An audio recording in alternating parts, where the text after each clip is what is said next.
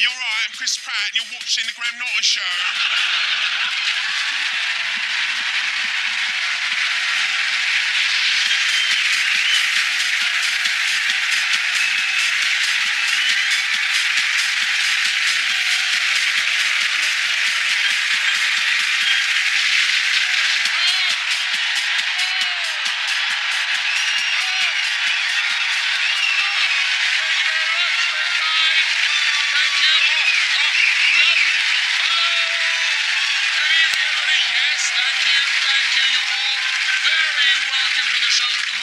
Tonight, I tell you, my self-will was star-studded than the toilet queue at Windsor Castle. Hey, belated congratulations to Harry and Meghan, who got married last weekend. It was nice. It was lovely. It was lovely. You can't say it was absolutely lovely. There's a picture of them there having a little laugh during the ceremony.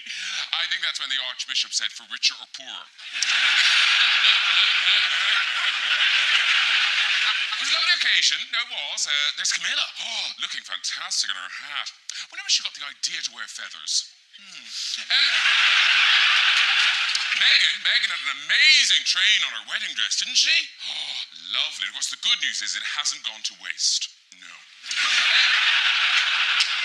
On the Tuesday after the wedding, it was straight to work at a charity garden party. And it was Meghan's first public engagement, so they organised a code for her, you know. So, whereas she tugs on her ear, that means she's got stuck with someone really boring. All right, let's get to the yes song! Later, we'll have music performer Sister Jake Shears. He's already here. But first, this BAFTA award-winning star made her mark in Hollywood with Mission Impossible 2. Last year, she shocked us in Line of Duty, and now she's back in the sci-fi hit Westworld. It's Tandy Newton, everybody! There she is. Doing it. Tandy Newton, have a seat there. And we have 3 stars from the new Jurassic World Fallen Kingdom. He's wowed us in The Fly, The Big Chill, Independence Day, and Jurassic Park. He's the king of cool. It's Jeff Goldblum, everybody!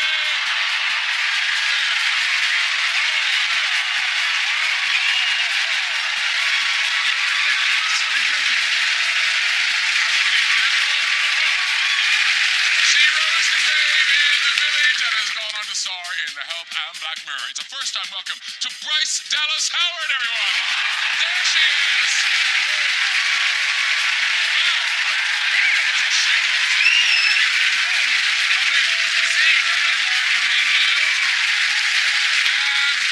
Success of Guardians of the Galaxy 2 and Avengers Infinity War, he's back as Dino handler Owen Grady. It's always a pleasure to welcome the great Chris Pratt, everyone!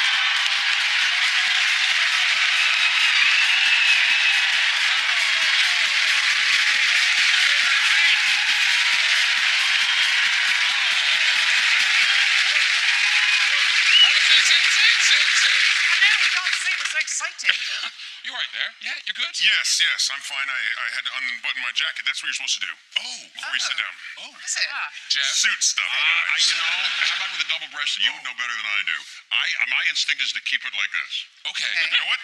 I'm trusting your instinct. I'm with you. If he's doing it, that's the right thing to do. That is not true. Everybody can button their jackets their own way. Yeah. Yeah. It's 2018.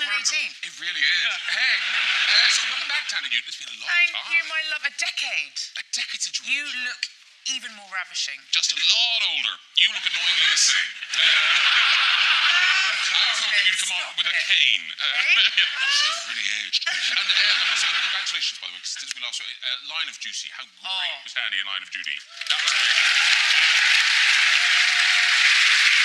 You see it? Did you see it? Are you serious? You saw it? Not miss anything that you were in. Oh, stop it. Stop it. Line of Duty, though, guys, you won't have seen it because it's like a big sort of English sensation. It is, isn't it? Yeah, it is. It's the 4th season, and every season it's a new... Well, it's a bit much like Black Mirror. Every season it's a new kind of star, you know. And, oh, my God, I had the best time. But people afterwards now are saying, oh, she's such a bitch. And, you know, I think I played it rather well, but I every time someone says it to me, I feel awful. just awful. Just because I really felt for her, this poor woman. Yeah. But, she was very naughty, and as a result, lost an arm. I really want to see it. I really want to see this. What's it called? Line of Duty. All right. Yeah. Line of Duty, sorry. Or duty. Which my kids thought that was very funny when Line of Duty. Line of duty. Line of yeah. Duty. Spoiler, her arm gets cut off. Nice. Ruined it.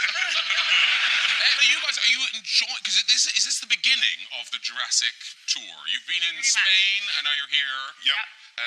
For you, what's it like coming back, being part of it all again after all these years? Delicious, entirely delicious, I know. I can't take my eyes off of all of us. Look, I think we look very nice. Yeah.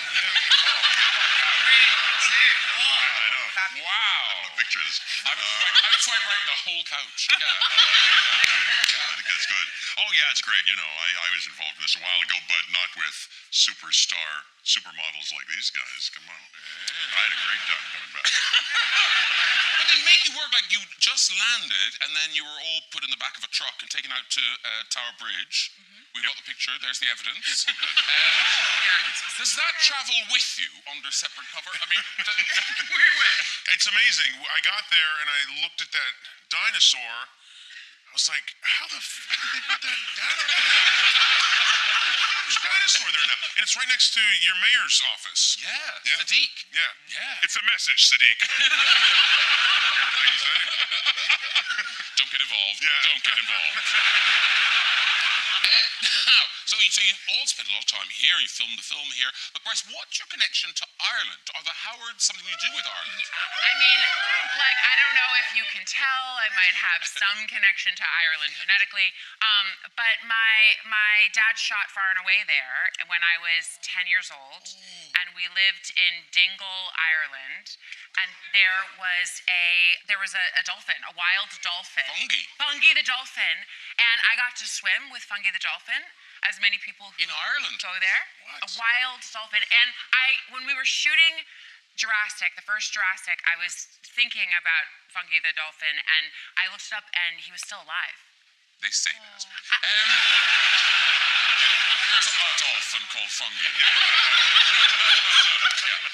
all kind of look alike. Yeah, that's him. Yeah, he remembers you. Look.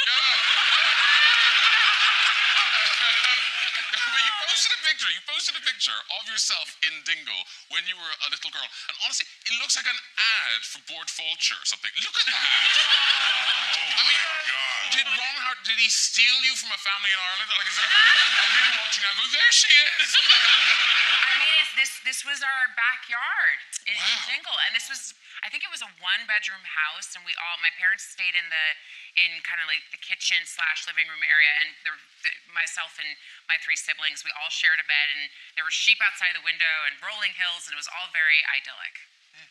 That does not smell of Hollywood glamour to me. Anyone could say like that. That's terrible. But when it's a novelty, it's glamorous. Yes, right. Yeah, it was fun. It was fun, and there was a dolphin involved. So Yes. Now, this is odd. Tonight's show has really been brought to us by the mind of Michael Crichton, because 2 of his novels have inspired the things we're talking about. Later on, we'll be talking about Westworld with Andy, but we start with Jurassic World: Fallen Kingdom. It opens on the 6th of June, and here's just a taste. Do these animals deserve the same protections given to other species? Or should they just be left to die? These creatures were here before us.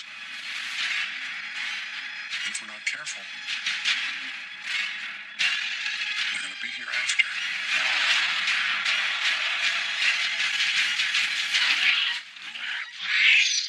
You know me.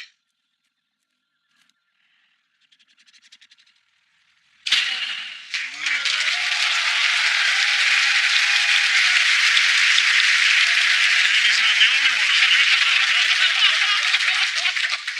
Another spoiler. So this is honestly, it's everything you want. It's out of control dinosaurs, but now with added volcano. Yes. It's great. Yeah. I mean, I know it's very hard to tell us about it because it is dinosaurs out of control. That was originally going to be the catchphrase, but they realized it was terrible.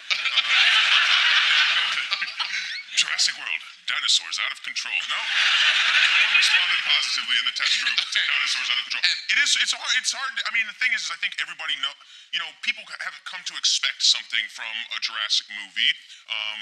Coming on the 25th anniversary of the original Jurassic Park, which is, I mean, one of the best movies ever. Thanks in large part to your wonderful guest, Jeff.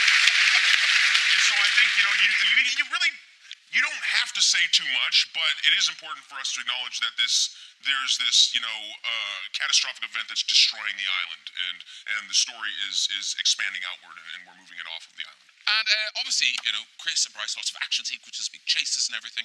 Jeff, a lot of fine chair work from you. Look, I can't get out of character. I still like to sit. I sit whenever I can.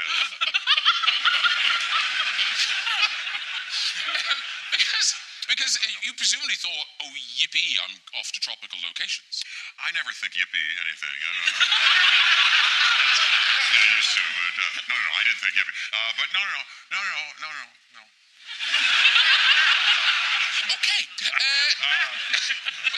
But there is a new thing in this one for both of you: the underwater sequence. Yeah. That looked hard. Oh dear. That was pretty difficult. It was a really technical, probably about a week at Pinewood, because we shot film here in London, and it was all underwater. It's a sequence where this sphere falls off a cliff, and she and another actor by the name of Justice are stuck inside of the sphere, and I'm on the outside of the sphere trying to rescue them as it sinks, and water is filling up the gyrosphere, and at one point we're completely submerged in water. And we spent, I don't know, a week or 8 days or 9 days we spent in water. Yeah. And it was, boy, I'll tell you, they put a lot of chlorine in the water because you've got a crew of 85 people just pissing this pool. No one ever got it. No. People, we didn't have time for people to pee. So you knew people were peeing? Oh, I'm certain of it. Did a look come across their faces? People would suddenly just... Sentence. That was good pee face. That's a good... I don't mind doing that again. no giveaway. She just made me tinkle a little bit. Just mid-sentence. Yeah, I tinkled a little bit when you... I mean, you pee. You're not supposed to pee in the pool, but no one got out. And I know because I had to be underwater with my eyes open, of course, as if I could see with my eyes open underwater. Chris, did you pee? I actually shit myself. Out of the bed. Time is money on a movie like this. Bryce, you were in the water. Well, I was trapped in this gyrosphere, In right? your defense. In my defense. I just felt this freedom as I was working. You know what I mean? Like, I just was like really present. You didn't pee. Claire peed. Yes, there it is. Claire was panicked. Yeah. She's such a good actress. Scared for her life. Yeah. Every time you've said that for the last 7 months, I'm like, Wasn't my pee. I'm just so deeply ashamed. Oh, I forgive you. It's okay. But it's. I really made an effort to stay as dehydrated as possible Yes. the entire time. Now, we've got another clip. This is the two of you, and you are in some dino danger. Get in!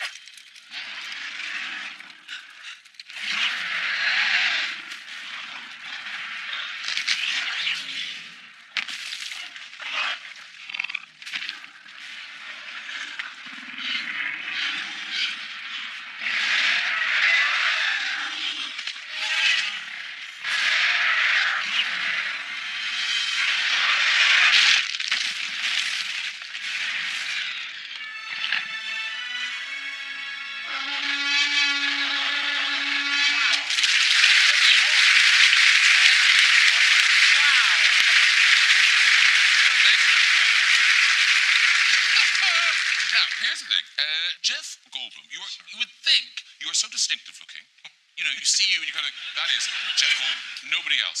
and yet so many men think they look like you. They wish. Particularly if they wear glasses. If they wear glasses, they're on it. I guess a lot of people come up to me and, in fact, and say, "Oh, my whole life I've been told I look exactly like you." That's so weird, isn't it? It's a little bit, and it's a wide range of what I must say.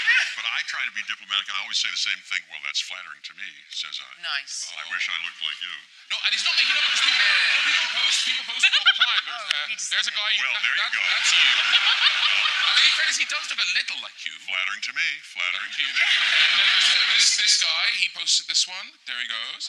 Wait a minute. Now, I really could. That guy looks like some kind of 50s heartthrob. Hey. He looks fantastic. Look at you. Looks like Look at you. Hey, well, Check that out. Yeah.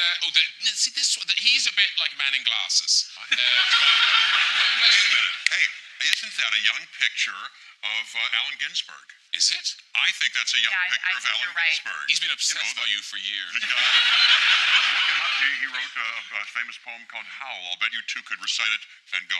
No, but I do have the red.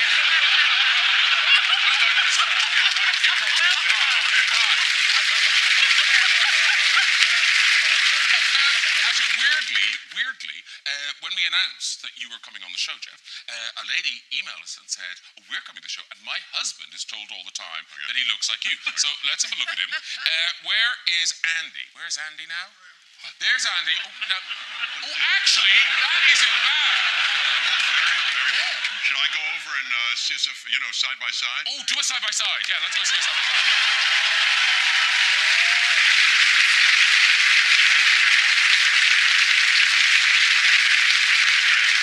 Okay, so if you look towards me, there's a camera behind me, and it will take a picture of you. Okay. Jurassic Park.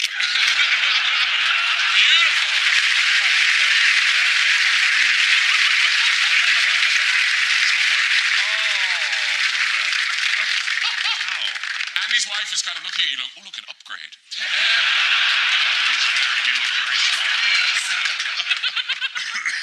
Now, talking of looks, ladies and gentlemen, Bryce, one of our good friends on the show, Jessica Chastain. Yes. She's talked about people thinking she's you, and it's happened to And vice you. versa.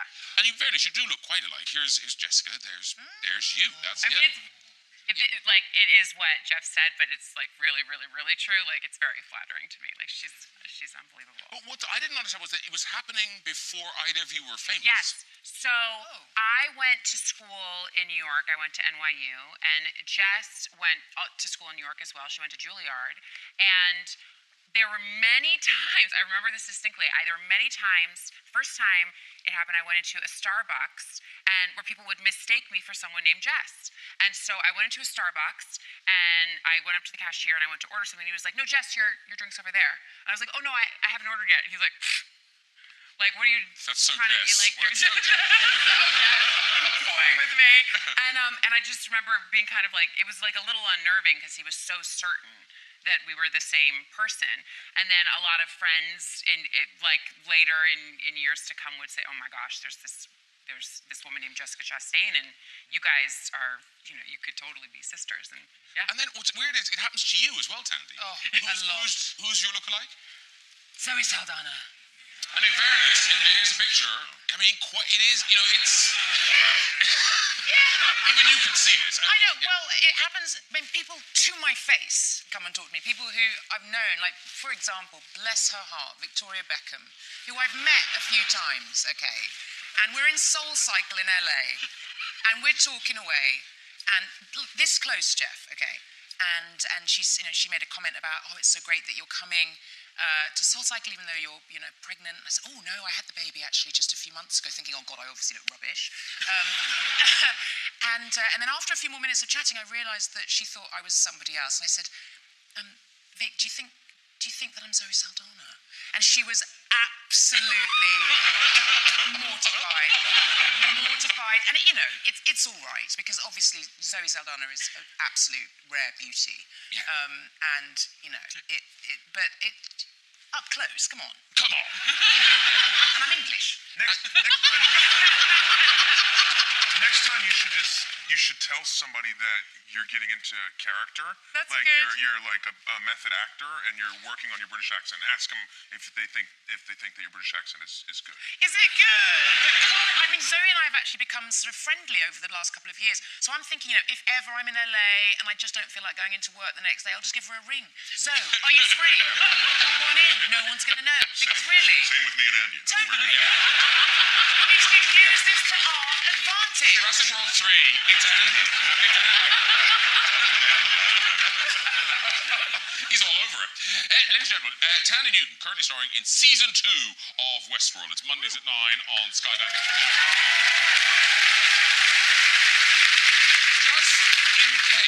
Just in case people have, I don't know, come from another planet, can you just briefly explain the premise of Westworld? The premise of Westworld. Okay, so Westworld is set maybe between 50 and 80 years into the future, and it's about a theme park which costs a huge amount to go to.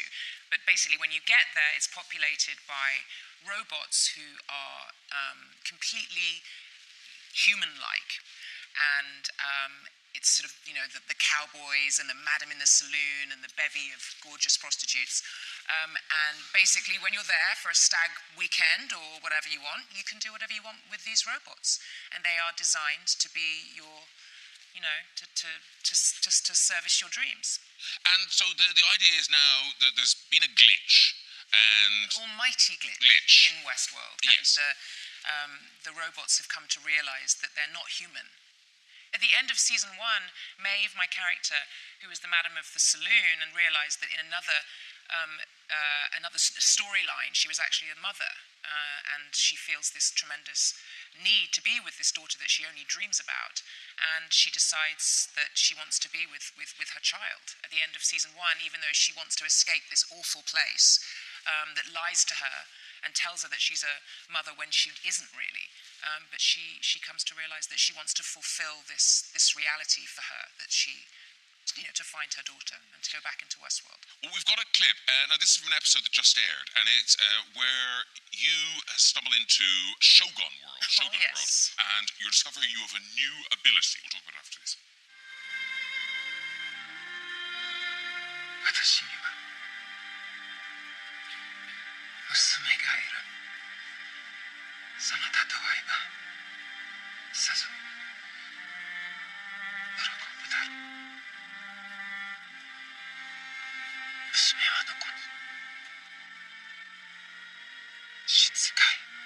そなたが耳にした。私が話を。そなたと桜をもしも人世界にまことがある。そなたがこの世で生きた人生はみんな偽り。No. 自由。あなた。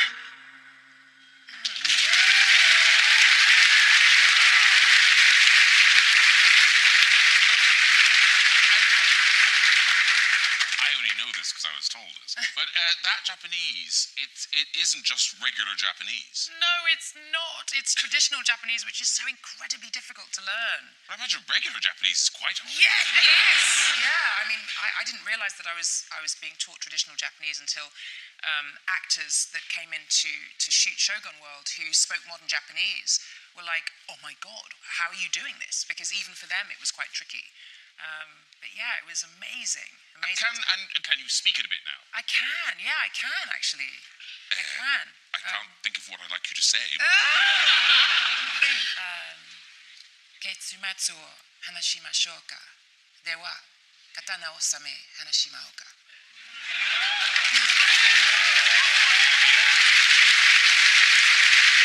This is going. Go. Did you just ask me on a date? Okay. How do I say okay in traditional Japanese? You could just say yes, which is hi. Hi. Cool. No, what did you really say? I said, let's lay down our swords and have a dignified conversation. Which is more traditional. We kind of said that backstage, didn't we? Yeah. We said, hey, come on, let's just do it. That was Jeff, now, can you speak into Japan? Because you were just in Japan, I think. Came from Japan a couple of days ago. Did you really? Yeah, doing publicity for Isle of Dogs, the Wes Anderson. Love that girl. How did this happen, Jeff? Oh, that's funny. Everybody was so nice and wonderful there. Very sweet and beautiful. They had at the premiere, we had a premiere, and Wes Anderson was there. A couple of sumo wrestlers came to add color and As a they ritual do. something or other. Ritual thing. And I took a funny picture with them. Yeah. Before they squished you. Now, in Westworld, and you know, a lot of people have sort of talked to you about the amount of nudity in Westworld.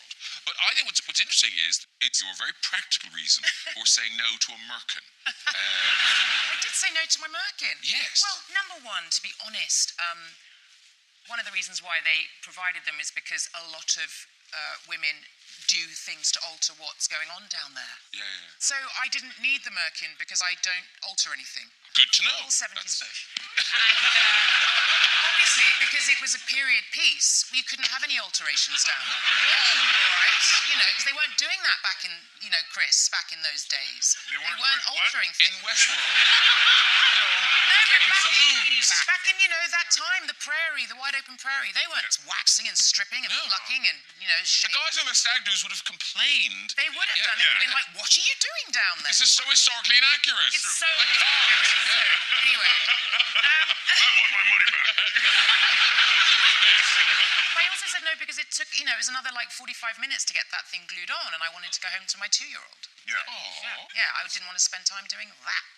Is there? I know that it's probably has something to do with historical accuracy, but I think that also isn't there like a you guys? I don't. You're not as prudish as we are in the States, but there's something about a rating too, right? Like for a rated R thing, like I remember I've heard there's like instances where they have to put merkins on women who would get a bikini wax because it's a rating thing. Like you can see a bush, but if you see one with no bush, then it's like somehow more salacious and can't pass the rating thing.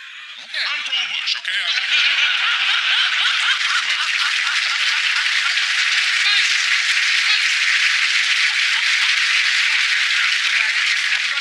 I'm glad we established. Yeah. What's weird is I brought it up because I was because you were rushing home. You're rushing home to your baby. Yes. So you've got a baby, but is it your daughter is now in movies? I know. We were all at Blinken Pinewood. While we were there, I was shooting Star Wars with your papa, who is the loveliest man. And you were shooting Jurassic World. And Tim Burton was shooting Dumbo. And my daughter is one of the leads in his new film, Dumbo. Yes. Wow. Yeah, and it was like really an accident. We just thought she'd maybe have a couple of days here and there, kids part, and she's in it the whole way through. So I would meet her for lunch. You know, her in her costume, me in my costume. She's 12 years old. Oh my God, it was adorable. Me dressed, you know, in my Val costume, you know, dun, dun, dun, dun, dun. And her in her, Tim Burton-esque, exquisite. Does it freak you out that your 12-year-old daughter is kind of entering this world? No, because she's got me.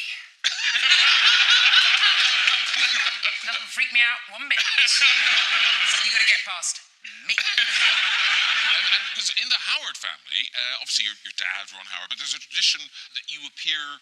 Yes. How many of his films have you appeared in? Oh gosh, I mean I don't know the number. I mean, it starts when you're 7 years old. But no, younger than that. We've got a picture of you on Cocoon. Oh, well, that's just me on the movie set. Oh, okay. So yeah, we were just always on movie sets. That's just like, that's where we were raised, and that's where we were comfortable, and Yeah. and we had to wait until we were 7 years old in order to like be in the movie. Like it just as like an extra, you know. So was Parenthood your first one? Yes, that I was 7, and I was so excited. And it was an Really all-night shoot for changed 3 at nights. all. More or less the same. You picked a hairstyle, you've gone with it. This will do me for life.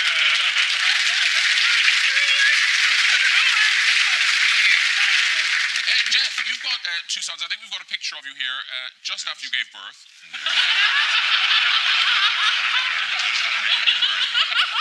No, That's Charlie. He's now almost 3. He's 2.5, and that's us. Oh my God. That's so sweet. We have now 2. We have River Joe, who's 1, and he's 2.5. And is it Charlie who's like a sort of little mini-me?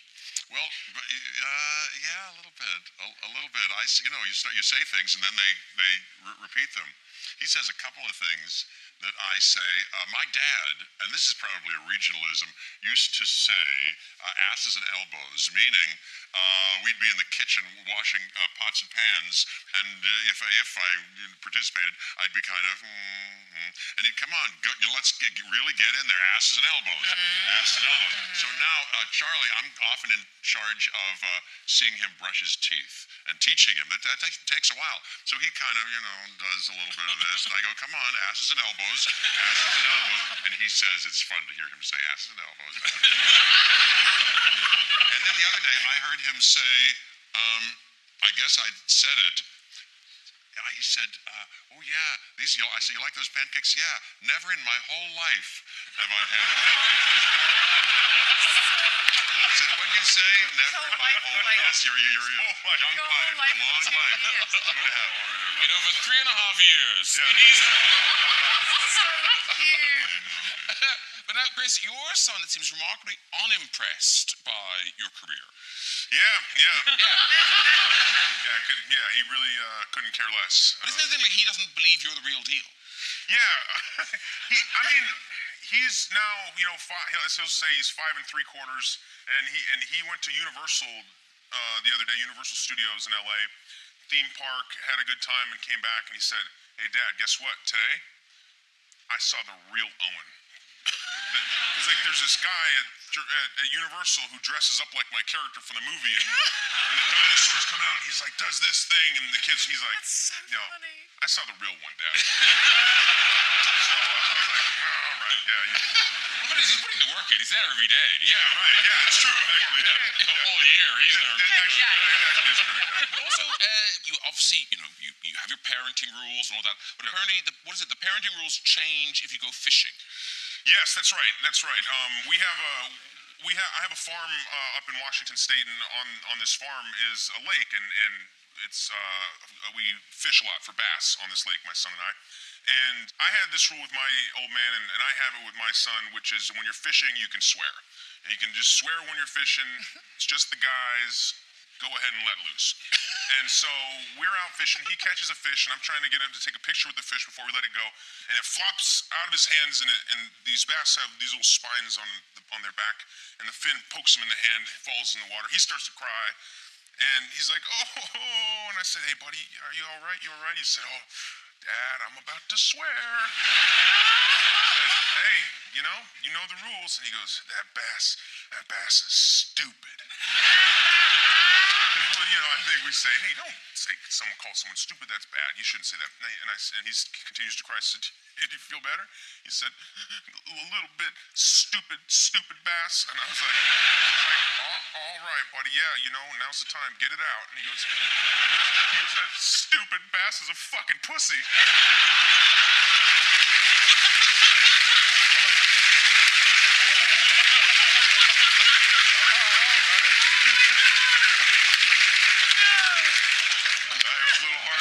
At that one. Why don't we stick to stupid and damn things like that? Hey, it's time for music. This man was lead singer of the multi-platinum selling glam rock band Scissor Sisters. Now he's back with his debut solo album, here performing his new single Creep City. Please welcome Jake Shears!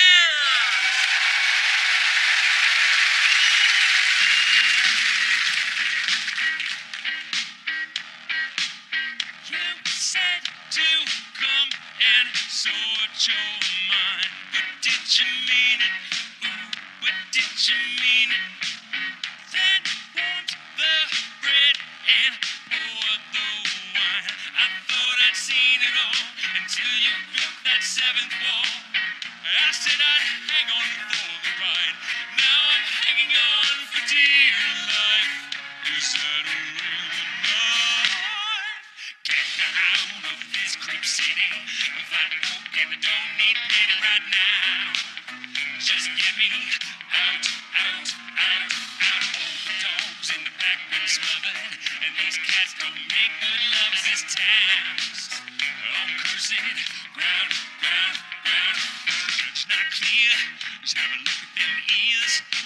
Ice cream sundaes fun and no one wondered whose thumb I was under. Never gave a goddamn, gave 21 grand. 'Cause baby, I love you more than the trash can.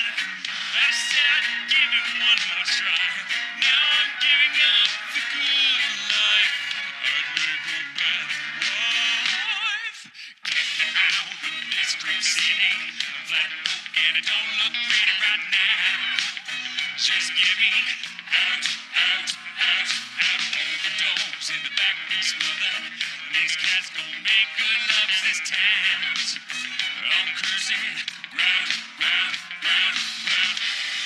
And if there's a sign to show me from this world back to mine, oh, tell me you'll try, or at least please don't fly. Sincerely, I'll be waiting till I die.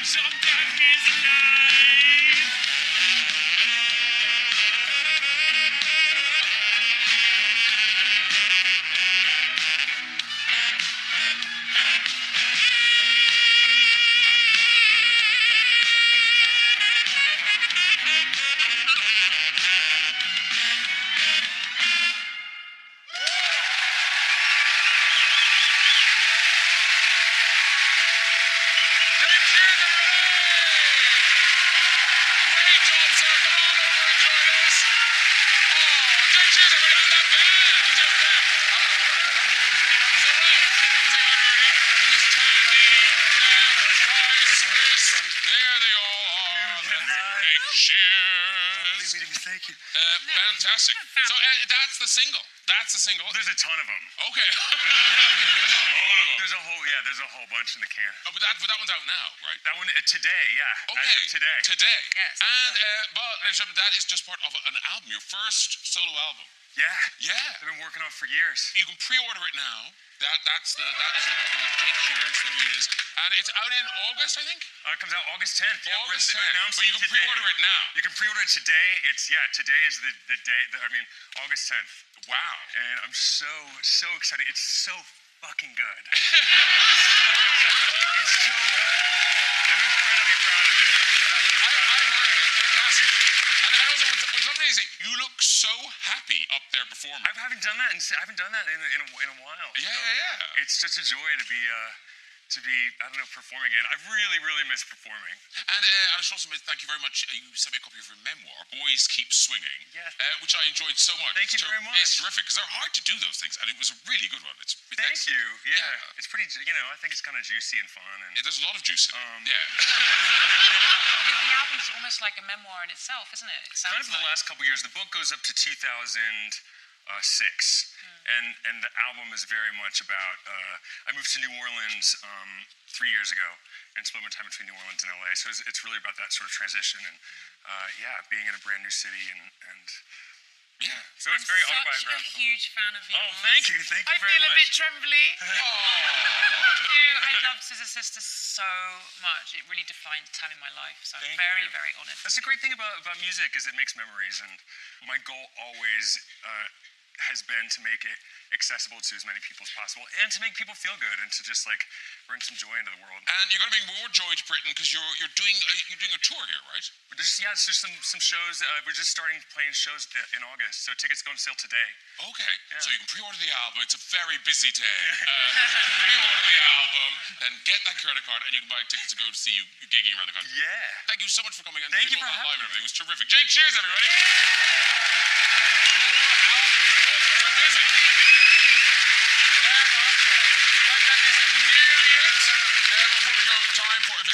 red chair. Who's there? Hello. Hi. Hello. You're on.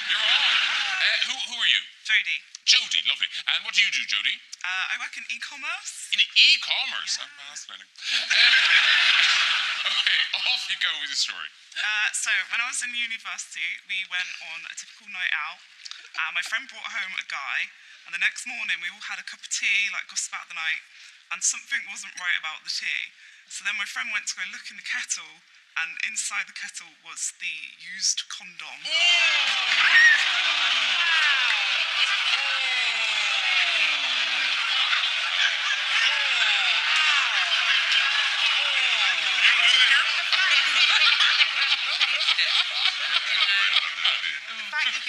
Yeah, I know. I like that, Jeff. Yeah. Something wasn't right about the tea. Yeah.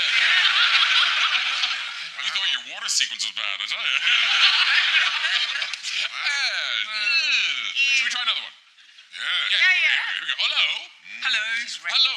What's your name? My name's Denise. Denise, and where are you from? I'm from New Zealand. Oh, New Zealand. Home of the red chair story. And are you traveling, Denise? Do you live here? No, I live in London. Oh, right. What do you do here? I'm an oncology nurse. An oncology nurse. Well done, you. Okay, off you go with the story. So many years ago, I was a pharmaceutical rep, and I was living in Auckland, and I had a new company car. However, it wouldn't unlock when it was raining. And anyhow, a few weeks later... A new company car. No, it was a hand-me-down company car, but it had a problem opening on rainy days. So a few weeks later, we had a big conference in Auckland City, and at the end of the evening, I had to take my boss and two Australian reps back to their hotel. And my car was parked outside, and we got to the car, and it was pouring with rain. And we went to open the car, and the car wouldn't unlock. And I said to my boss, I said, my husband said it's water getting into the magnetics of the lock, won't let the lock disengage. And my boss was a real problem solver. So he got down on his knees and he started sucking the lock on my car. And we're standing there in the pouring rain and he's down on his knees sucking the lock. And I had this, oh my God moment. And I walked to the back of the car and I looked at the license plate and it wasn't my car.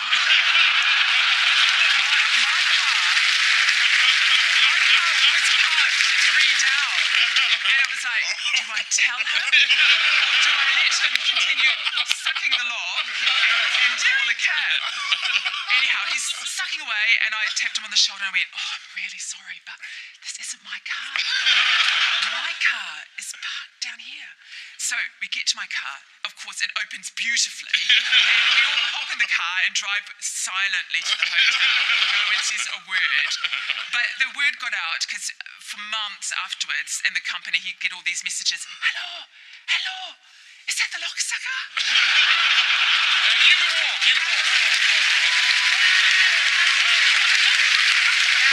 Well done, everyone. If you'd like to join us on the show and have a go with that red chair, you contact us via our website at this very address. Listen, that is it for tonight. Please a huge thank you to all my guests. Jake Shears, everybody. Tandy Newton. Jeff Goldblum. Bryce Dallas Howard. And Mr. Chris Pratt. Join me next week with musical guest Liam Payne, comedian Joe Brand, Paul Rock himself, Aidan Turner, the Oscar-nominated Tony Collette, and Hollywood star Ethan Hawke. I'll see you then. Good night, everybody. Bye-bye.